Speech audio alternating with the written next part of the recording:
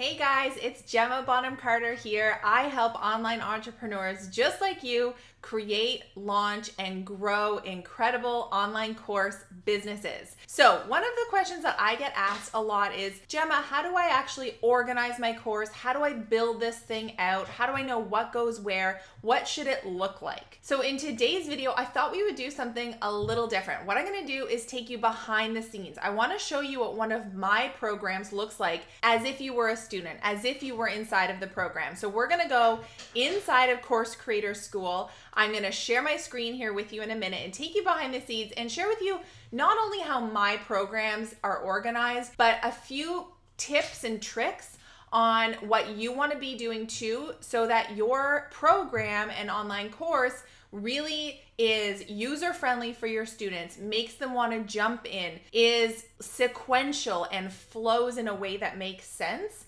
and also is really driving them to actually implement, because we really want our students to implement our programs. That's how we're going to get results, and that's how we're going to get testimonials and great case studies, right? That our programs really work, which ultimately has a snowball effect on making our marketing and our sales a heck of a lot easier. So, ready to go behind the scenes? Let's take a look.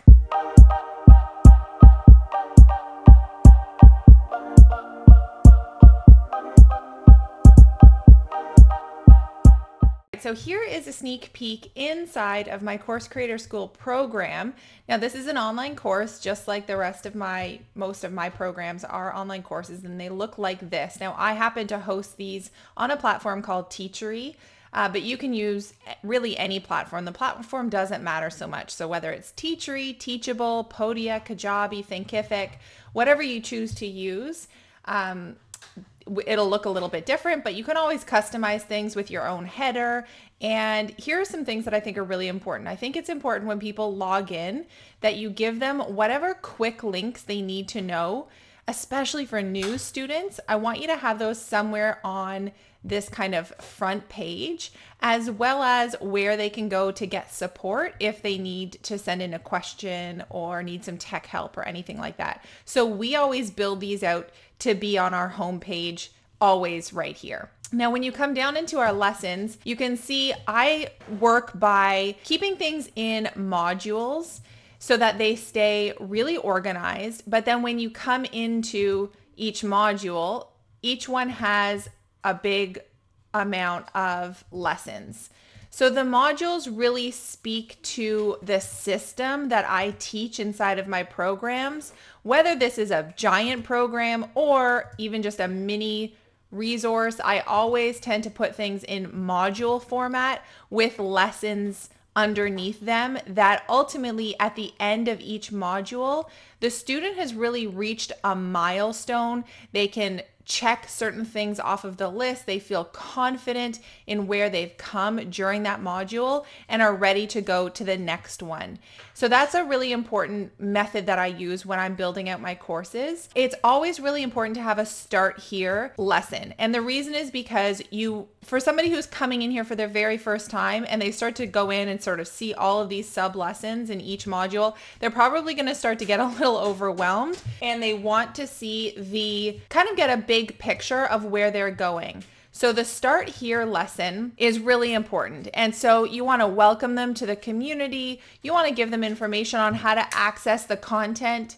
If there are any links for a private student community, it's important to have that there. And I always have a video that sort of welcomes them, gives them the lay of the land of what's to come, and also links to a welcome survey. So a welcome survey is really important for your students. It's really important to understand where your students are coming from and what they hope to get out of your program so that you can make sure that it's really the best fit. So I build out all of my surveys on Google Forms, so you can do that too. It's totally free to use. Then in terms of the actual modules themselves, you want to again describe what's going to come. Have sort of an intro lesson to or an intro video for each module that, again, it's almost like a bookend. If you can have an intro video and an outro conclusion video, you can see I have wrap-ups at the end of each of my modules.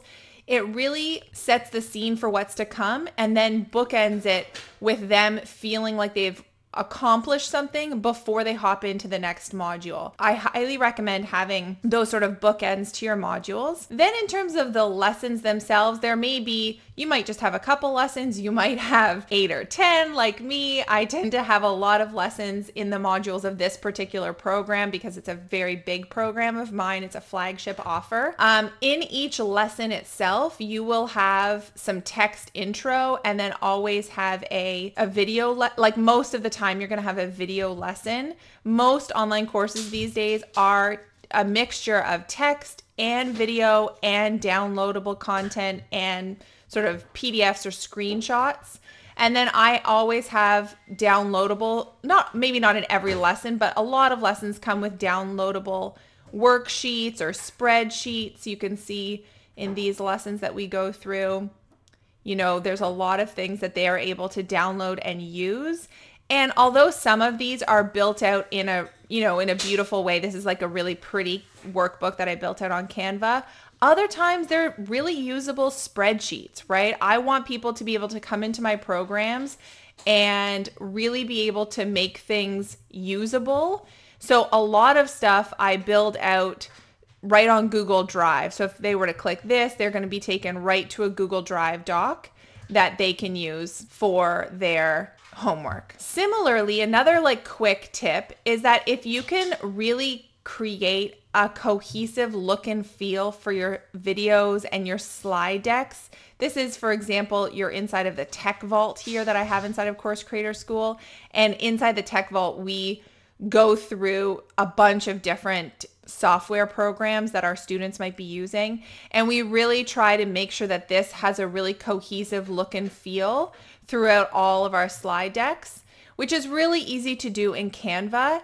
And it just allows it to look really professional, not like some amateur program that's been put together, right? Create a set of thumbnails that you can use and pop them at the beginning of all of your videos. So those are just a couple of quick tips on how to build out an online course that is really easy for your students to dive into, to start to implement and use, because ultimately you want them getting through the program and getting results so that they get great wins and you get great testimonials. The other important thing that I like to do is always have a next steps, sort of like a concluding lesson that really brings them to what the next, maybe you have a program that goes next in terms of an ascension model, like that's the next step that they need to take to continue getting better results, or you might just be setting them on their way and have like an exit survey here where you can again try and capture some of those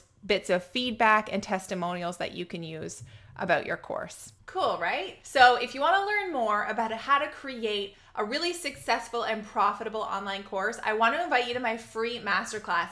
Now this class has like some of my really juicy best tips all for free in about a 60-minute class. So I want you to, the link is right below the video, so make sure you grab your seat and join. You can watch this at any time that's convenient for you. And it's really going to show you how to create and launch a course that is going to be sellable, but also in a way in which you can validate your idea before creating your course. So we're not going to put the cart before the horse. We're going to make sure it's an idea that's really sellable before you go and create it. So I'm sharing all the details on how to do that in that free masterclass. So I will see you there.